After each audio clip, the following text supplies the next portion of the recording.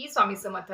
म्हणजे नवरात्रीमध्ये अष्टमी तिथी आणि नवमी तिथी खूप जास्त महत्त्वाची मानली जाते. यंदा 30 सप्टेंबर 2025 मंगळवारी अष्टमी तिथी आली आहे आणि नवमी तिथी जी आहे ती 1 ऑक्टोबर 2025 बुधवारी आलेली आहे. तर या 2 तिथीच्या दिवशी आपण आपल्या घरातले आई भगवतीचे कुळाचार पार पाडायचे असतात.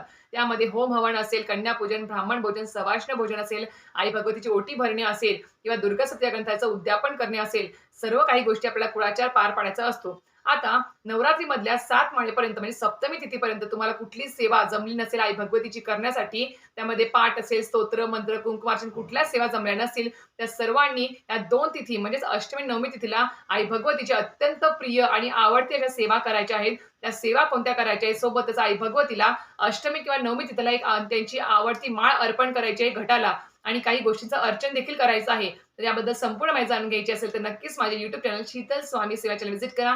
त्याची संपूर्ण माहितीचा व्हिडिओ आलेला आहे. लिंक तुम्हाला याची खाली भेटून जाईल. धन्यवाद. श्री स्वामी समर्थ.